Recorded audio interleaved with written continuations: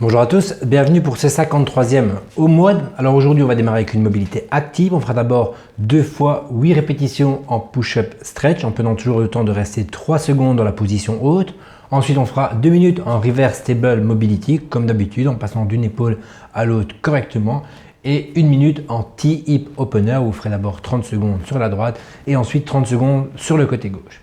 Dans la session de force, on va travailler sur du handstand push-up. On va d'abord démarrer sur du négatif strict handstand push-up, c'est-à-dire que vous allez passer 5 secondes en position handstand et ensuite vous allez retenir votre descente sur 5 secondes. Donc vous montez en poirier contre le mur, vous placez évidemment correctement vos mains, vous tenez d'abord une belle position en ATR pendant 5 secondes et ensuite vous retenez votre descente lentement, donc 5 secondes pour descendre et arriver jusqu'à poser la tête au sol, vraiment en n'oubliant pas de la poser légèrement devant les mains, sur le haut de la tête, pas sur le front. Et quand vous êtes en position trépied, vous redescendez les pieds au sol, vous prenez quelques instants de pause et vous recommencez ça pour arriver à faire 10 répétitions le plus correctement possible. Si vous n'arrivez pas à retenir votre descente jusqu'en bas, surélevez légèrement la hauteur du hammock ou de l'essuie que vous avez mis pour ne pas vous claquer la nuque au sol. Si vous ne savez pas monter en poirier, vous pouvez prendre toutes les versions alternatives en position de push-up, en position de pike-up. En tout cas, vous mettez en position haute, bras tendus, vous restez d'abord 5 secondes et ensuite vous retenez votre descente pendant 5 secondes.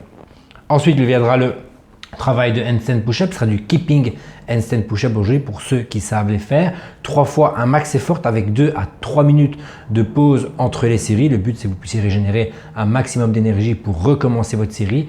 On part contre le mur, un maximum de répétitions. Vous ne pouvez pas faire de pause en bas. Donc si à un moment ou l'autre ça ne va plus, vous n'arrivez plus à pousser, vous ne pouvez pas vous permettre d'attendre pour repartir. Pas de pause en trépied.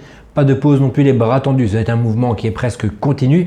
Si maintenant vous perdez l'équilibre et que vous tombez pendant la série, reprenez rapidement votre série et continuez évidemment à additionner les répétitions. Si vous ne savez pas faire de keeping handstand push-up, c'est comme d'habitude, on repart sur un mouvement plus strict, sur des pike-up, sur des push-up, en tout cas un maximum de répétitions. Le but c'est quand même qu'on puisse envoyer au moins 6 à 7 répétitions, c'est vraiment le minimum sur les handstand push-up, sinon dans ce cas-là on passe sur une version plus simple. 3 fois avec 2 à 3 minutes de pause entre chaque série. Ensuite, le WOD d'aujourd'hui sera un fort time, alors il sera assez long. Pour ceux qui ont l'occasion, on ira courir, ce sera 1600 mètres de course ou alors 2000 mètres de rameur de skieur pour ceux qui en ont, 120 calories sur un assaut bike ou le double sur un bike air, donc 3200 mètres. Dès que ça c'est fait, on part sur 30 burpees over stick. Un burpees over stick, si vous savez les faire facing, faites-le, s'il passera en latéral, mais la hauteur du stick doit être au moins au minimum au niveau du genou.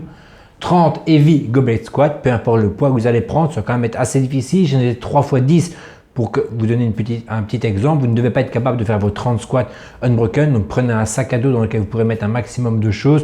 Tenez-le en gobelet et on est parti pour 30 squats. Ensuite 30 hollow to V-up, donc on n'oublie pas une belle position hollow, on ferme en V-up, on revient, on ferme en V-up, on revient, on essaye de ne pas s'arrêter au sol et dès que c'est fait, on recommence sur 15 reps, donc 30, 30, 30, 15, 15 et 15 et on repart pour la demi-distance, donc 800 mètres de course ou alors 1000 mètres de rameur ski erg, 60 calories assaut bike ou le double, donc 1600 mètres plutôt au bike erg.